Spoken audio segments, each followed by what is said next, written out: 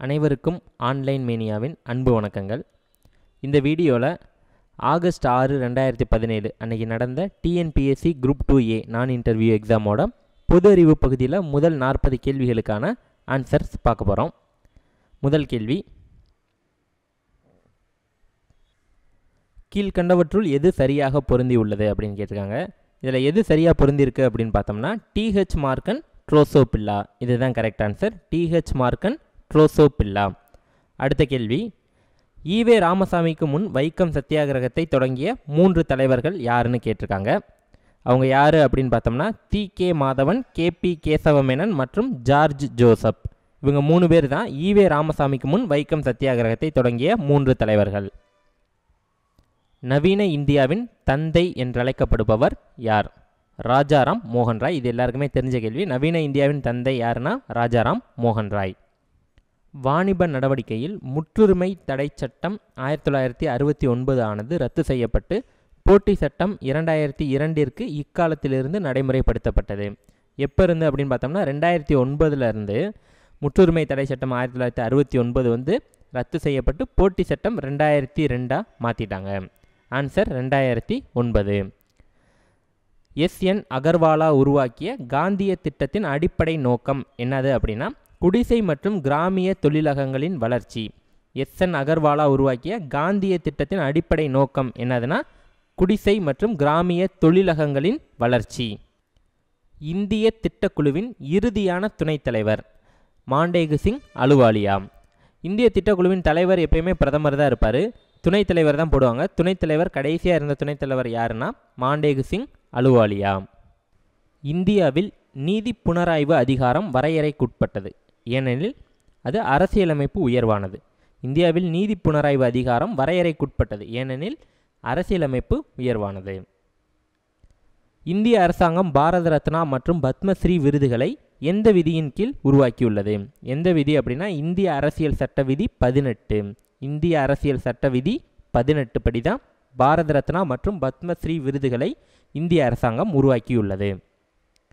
மணிப்பூரின் இரும்பு பெண்மணி ஈரோம் ஷர்மிளா 2017 மணிப்பூர் மாநில சட்டமன்ற தேர்தலில் பெற்ற வாக்குகள் எத்தனை? 90 வாக்குகள். ஈரோம் ஷர்மிளா மணிப்பூரோட இரும்பு பெண்மணி அப்படின்னு சொல்லுவாங்க. அவங்க வந்து மணிப்பூர் மாநில சட்டமன்ற தேர்தலில் மொத்தமே 90 வாக்குகள் தான் வாங்கியிருந்தாங்க. எந்த மாவட்டத்தில் புதிய பல் மருத்துவக் கல்லூரி 2017 ஆண்டில் தொடங்கிட தமிழ்நாடு முதலமைச்சர் உத்தரவிட்டுள்ளார்? எங்கே அப்படின்னா விருதுநகரில். புதிய பல் மருத்துவக் கல்லூரி 2017 விருதுநகரில் ஆரம்பிக்கிறதுக்கு முதலமைச்சர் உத்தரவிட்டுள்ளார். எந்த ஒரு மாநில அரசு இந்த நிதியாண்டிலிருந்து, அதாவது ஏப்ரல் 1 to மார்ச் 31 தான் இது வரைக்கும் நிதியாண்டு இருந்துச்சு, அந்த காலண்டர் ஆண்டிற்கு ஜனவரி 1 to டிசம்பர் 31 மாறியுள்ளது? எந்த மாநிலம் அப்படின்னா மத்திய பிரதேசம்.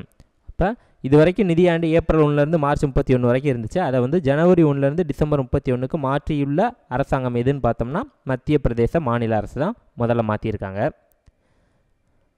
ஊடுருவல் மின்னணு நுண்ணோக்கியில் பொருட்களை பெரிதுபடுத்த பயன்படுவது எதுன்னு கேட்டிருக்காங்க. எதுனா ஊடுருவல் மின்னணு நுண்ணோக்கியில் எலக்ட்ரான்கள் தான் எதுக்கு பயன்படுதா? பொருட்களை பெரிதுபடுத்த பயன்படுகிறது. குளுக்கோஸின் சுவாச ஈவு மதிப்பு 1. குளுக்கோஸின் சுவாச ஈவு மதிப்பு 1. இந்திய தேசிய காங்கிரஸின் முதல் கூட்டத்தொடரில் கலந்து கொண்ட பிரதிநிதிகளின் எண்ணிக்கை. இந்திய தேசிய காங்கிரஸின் முதல் கூட்டத்தொடரில் மொத்தமே 72 பேர் தான் கலந்துக்கிட்டாங்க. இந்திய தேசிய காங்கிரஸின் முதல் கூட்டத்தொடரில் 72 பிரதிநிதிகள் தான் கலந்துக்கிட்டாங்க. புரட்சிகரமான தேசியவாதி நீலகண்ட பிரம்மச்சாரி பிறந்த இடம் சீர்காழி.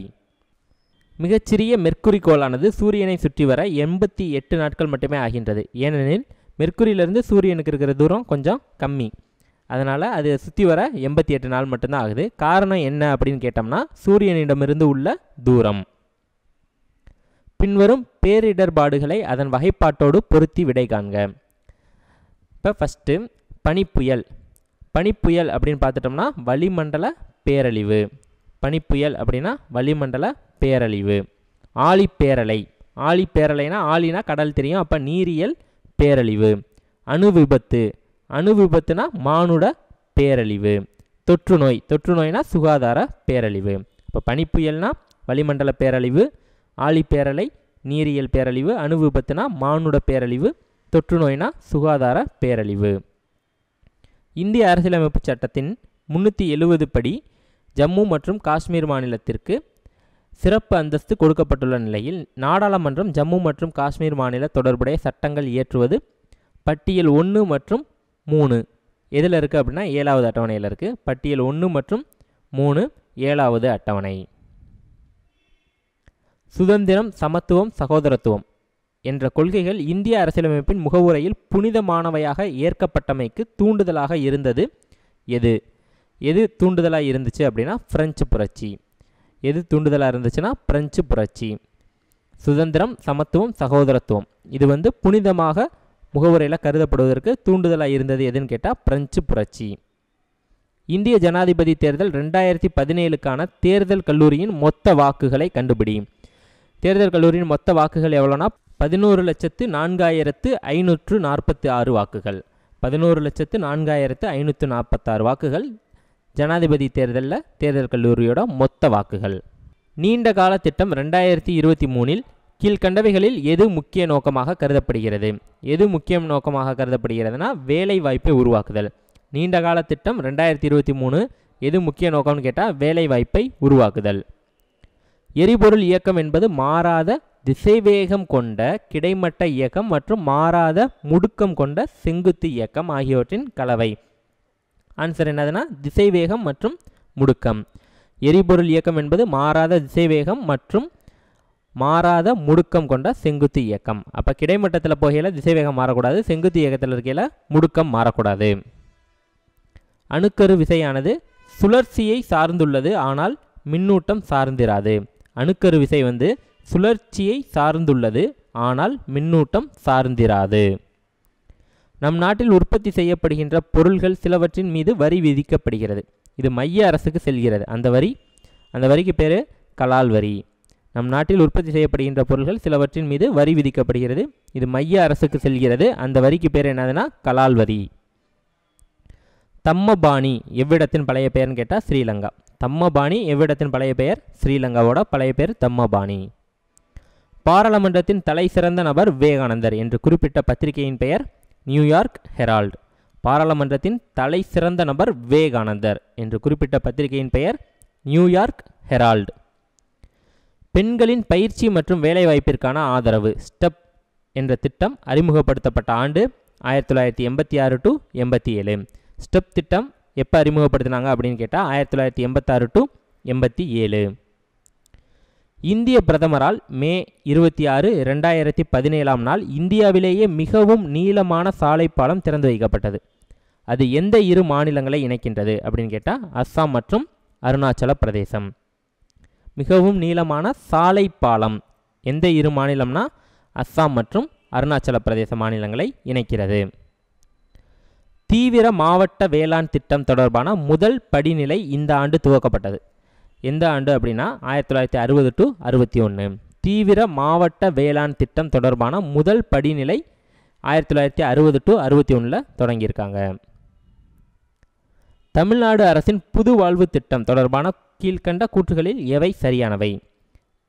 இத்திட்டம் 2005 தொடங்கப்பட்டது. சரி. உலக வங்கி இதற்கு நிதியுதவி வழங்குகிறது. சரி. இதற்கான திட்ட செலவு 1667 கோடி ரூபாய். சரி. தமிழ்நாட்டில் 26 மாவட்டங்களில் இத்திட்டம் செயல்படுத்தப்படுகிறது. சரி. அப்போ அனைத்து கூற்றுகளும் சரி. இந்திய நியூட்ரினோ ஆய்வுக்கூடம் தமிழகத்தின் எந்த மாவட்டத்தில் உள்ளது? தேனி. இது எல்லாருக்குமே தெரிஞ்ச கொஸ்டின். நியூட்ரினோ ஆய்வுக்கூடம் தமிழகத்தின் எந்த மாவட்டத்தில் உள்ளது அப்படின்னு கேட்டால் தேனி. கீழ்கண்ட பொருத்தங்களில் பண்புகளின் அடிப்படையில் எது தவறான பொருத்தமாகும்? சிறுகுடல் ஸ்டொமட்டோஸ்டேட்டின். சிறுகுடல் ஸ்டொமட்டோஸ்டேட்டின் பண்புகள் அடிப்படையில் தவறான பொருத்தம். கீழ்கண்டவற்றுள் எந்த ஹார்மோன் கருப்பையின் மெது தசைகளை சுருக்க உந்துகிறது? ஆக்சிடோசின். எந்த ஹார்மோன் கேட்டால் ஆக்சிடோசின் தான் என்ன பண்ணுது? அந்த மெது தசைகளை சுருக்க உந்துகிறது. பின் வருவனவற்றை கால வரைமுறைப்படுத்துக. இப்போ ஃபஸ்ட்டு யார் வருவார் அப்படின்னா இமயவரம்பன், அடுத்து செங்குட்டுவன், அடுத்து குட்டுவன் சேரல், அடுத்து கணைக்கால் இரும்புரை. ஃபஸ்ட்டு இமயவரம்பன், அடுத்து செங்குட்டுவன், அடுத்து குட்டுவன் சேரல், அடுத்து கணைக்கால் இரும்புரை. அப்போ 2, 1, 4, 3 தான் ஆன்சர். சோழ நாட்டில் வருவாய்த்துறை எவ்வாறு அழைக்கப்பட்டது? புறவு வரி. சோழ நாட்டில் வருவாய்த்துறை எப்படி அழைப்பாங்க அப்படின்னா புறவு வரி. இந்திய மக்களின் உடல்நிலையில் கணிசமான அளவு முன்னேற்றம் ஏற்பட்டுள்ள போதிலும் சில காரணங்களால் எதிர்மறை போக்கு காணப்படுகிறது. மேற்கூறியவற்றிற்கு பின்வருவனவற்றில் சரியான விடைகளை குறிப்பிடுக. HIV எய்ட்ஸ் கிராமப்புறங்களில் அதிகமாக உள்ளதால். இப்போ இது சரியானது. HIV எய்ட்ஸ் நகர்ப்புறங்களில் அதிகமாக உள்ளதால். நகர்ப்புறங்களில் கம்மியாக தான் இருக்குது, அப்போ தப்பு. இதய நோய் மற்றும் கேன்சர் கிராமப்புறங்களில் அதிகமாக உள்ளதால். இது கரெக்டு. இதய நோய் மற்றும் கேன்சர் நகர்ப்புறங்களில் அதிகமாக உள்ளதால். நகர்ப்புறங்களில் கேன்சர் இதய நோய் அதிகமாக தான் இருக்குது. அப்போ 2 மட்டும் தப்பு. 1, 3, 4 சரி. பின்வருவனவற்றுள் எந்த ஒன்று இந்திய அரசியலமைப்பு சட்ட விதிகள் 275 மற்றும் 282 கீழ் வழங்கப்படும் மானியங்களுக்கு இடையேயான வேறுபாடுகள் தொடர்பாக சரியான ஒன்று அல்ல? எது சரியானது அல்ல அப்படின்னா விதி 282 கீழ் அமைச்சரவை குழுவின் பரிந்துரையின் அடிப்படையிலும் மானியங்களை வழங்கலாம். இது தவறான கூற்று. PSE பாம்பே ஸ்டாக் எக்ஸ்சேஞ்ச் வர்த்தக புள்ளி 30,000 புள்ளிகள் என்ற வரலாற்று உயரத்தை முதலில் எந்த நாளில் எட்டியது அப்படின்னா 26 ஏப்ரல் 2017. 26 ஏப்ரல் 2017. இந்திய விண்வெளி ஆராய்ச்சி நிறுவனம் முழுவதும் இந்தியாவில் உருவாக்கப்பட்ட கிரையோஜெனிக் எந்திரத்தை வெற்றிகரமாக சோதனை செய்த நாள் ஜனவரி 25, 2017. கிரையோஜெனிக் எந்திரத்தை வெற்றிகரமாக சோதனை செய்த நாள் ஜனவரி 25, 2017. ஆக்சிஜனை கொண்டு SO3 முதல் SO4 ஆக்சிஜனேற்றம் செய்யும் கீழ்காணும் வினையில் SO3 + ஆக்சிஜன் SO4 எது லூயிஸ் அமிலமாகவும் எது லூயிஸ் காரமாகவும் செயல்படுகிறது? SO3 லூயிஸ் அமிலம் மற்றும் ஆக்சிஜன் லூயிஸ் காரம். ஃபஸ்ட்டு இருக்கிறது அமிலம், ரெண்டாவது இருக்கிறது லூயிஸ் காரம். பொது அறிவு பகுதியில் மீதி இருக்கிற கேள்விகள் எல்லாத்தையும் பார்ட் 2 வீடியோவில் பார்ப்போம். இந்த வீடியோ பிடிச்சிருந்துச்சுன்னா சப்ஸ்கிரைப் பண்ணுங்கள், லைக் பண்ணுங்கள், கமெண்ட் பண்ணுங்கள். எங்களோட அப்டேட்ஸ் எல்லாமே உங்களுக்கு நோட்டிஃபிகேஷனாக வரணும் அப்படின்னா பெல் ஐக்கானை ப்ரெஸ் பண்ணுங்கள். நன்றி.